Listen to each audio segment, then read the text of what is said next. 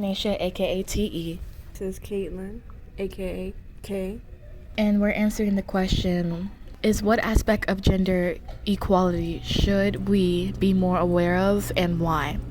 I thought of working the gender informative code switching, and we're basically going to be talking about screaming queens.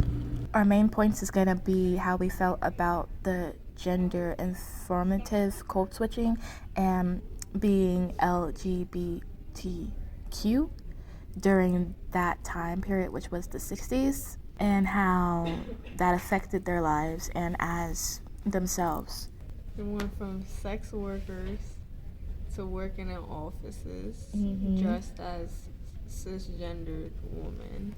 But also being claimed as being a woman and presser, but they wasn't. They felt like they was a female. What do you feel about that? We get to like the police part where they were constantly getting like antagonized, and when they seen them, like when the police seen the transgender woman outside, they would arrest them Immediately, just for the fun of it. Yeah. And there was this one lady, she was not only transgender, but she was also a colored woman. And she was like that. There was this one cop that was just constantly attacking her and harassing her. And every time he saw her, he was just like, get in the back of the car. And I feel like that also connects to going to jail for female impersonation, because that's literally what they would do. It was only for them.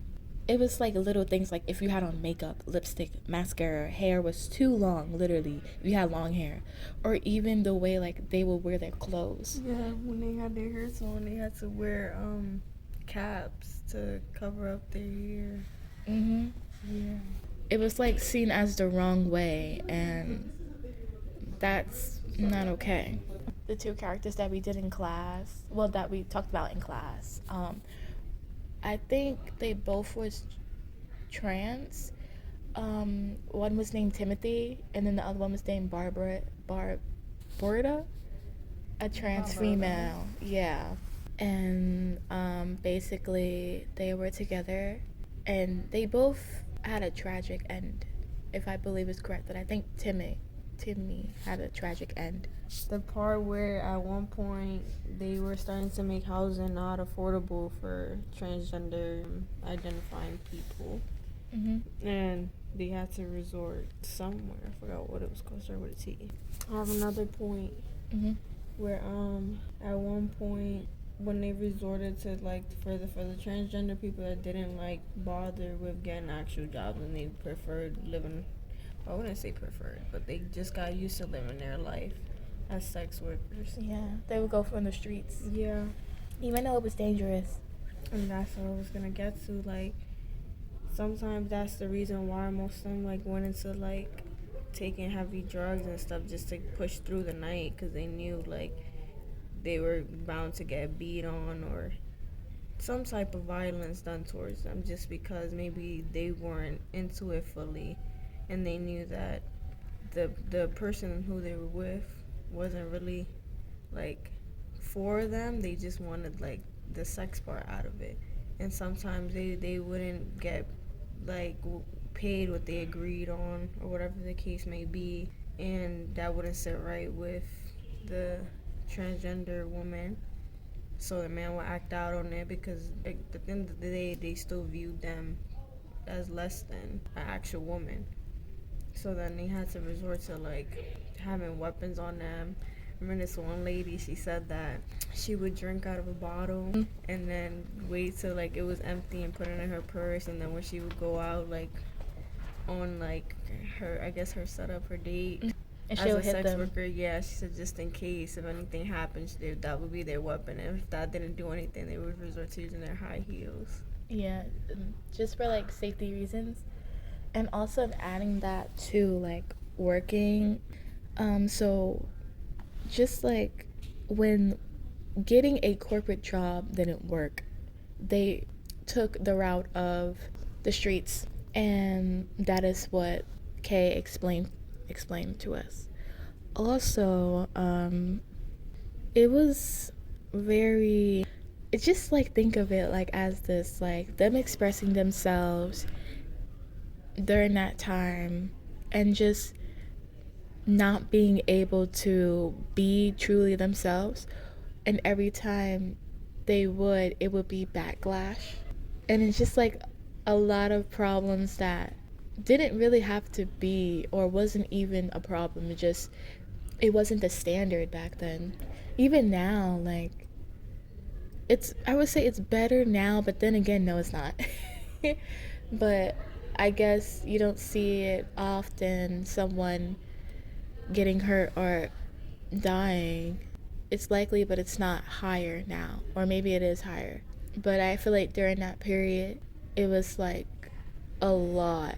And also, I feel like putting clothes as a gender is basically bad, and also it shows how our society views what is for male and what is for female, and just forgets like there's others too that classifies as multiple or as an individual as their own, not what society says. And I feel like that goes to the patriarchy in society.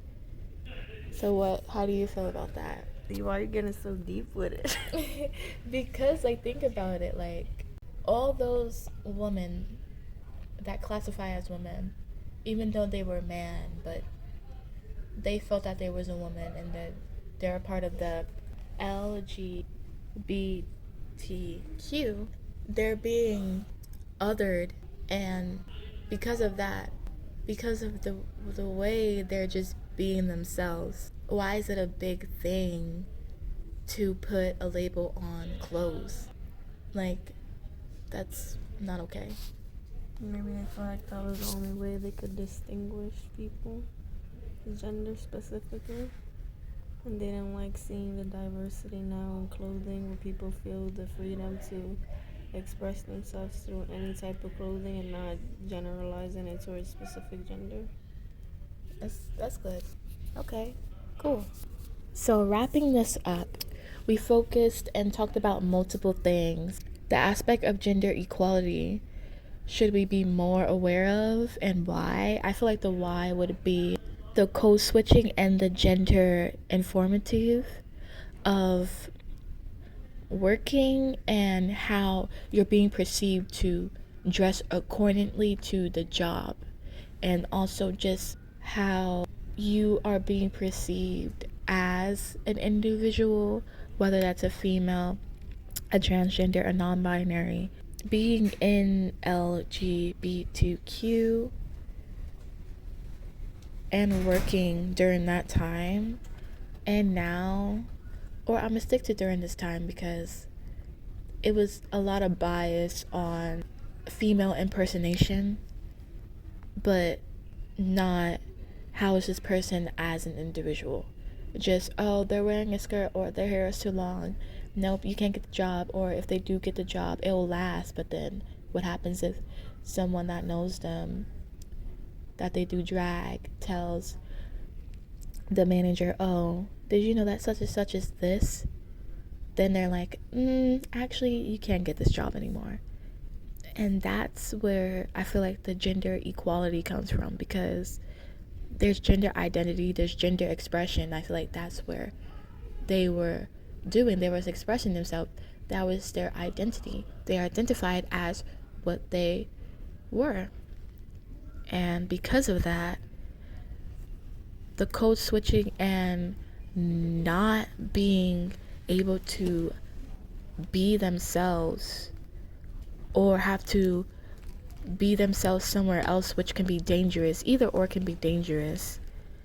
I feel like that's where we should be more aware of, even now. Code switching going on though. Okay. Why do you say that? Because how is it code switching if that's who they feel they actually are? Code switching to get a job. Yeah, most of them didn't. They just went in as their female self. Yeah, and then their some female of them, clothing. Yeah, you're right. And then some of them that couldn't do that, or when they did switch, they would get called names. So they should It's have like, just been more prideful who they were. yeah, you're right. But I'm saying, like, that's, we should be aware of, though. It shouldn't be code switching, but I'm talking about it being that way. Or for some people, it would be considered code switching. They're like this way on the inside, but they're projecting being something else on the outside to just get a job. That's what I'm talking about. But you're correct. The of being your true self. The comfortability of being your true self. Right. Is what people should be more aware of. Yes. Right. And why is that important? Because clearly back in the day, the 60s, people were not focused on what people felt comfortable in. Exactly. Yeah. It was more focused on, I'm going to say the patriarchy standards in society, male and woman. Forget the other people. Nah, you're a man. You're not a woman. But at the end of the day, that goes back to people just being scared of what they don't know. And also, I was listening to something. It says, what people fear, they tend to destroy. And we can definitely see that back then. Started early. Yup. And now. But now I feel like now it's you can see somebody like express himself, and then there's gonna be ignorant people, but like, but now it's not as bad as now, but it can still be better. Stop with the patriarchy and stuff like that, with the gender of clothes and the social media. But that's a whole different topic. But yeah. To be honest, there's no gender assigned to clothing. Of course not. Clothing is a freedom of expression. It's what you want to wear, what you feel comfortable with. Not necessarily, oh, these are men's pants, men's shirt. If it fits you, if you feel comfortable, that's your clothing. That's that. I agree. And okay, that's it. We're done. I'm Tanisha, aka TE. Caitlin, aka K. And this is our podcast, and we're done now. Bye. Bye. Just never agreed with that. It just don't make sense to me. Like, why is that an issue? If you want to be what type of person, if you want to be in fall in this category, there shouldn't even be categories. Everybody should just be free to express themselves. Like, nothing should be assigned to anybody specifically.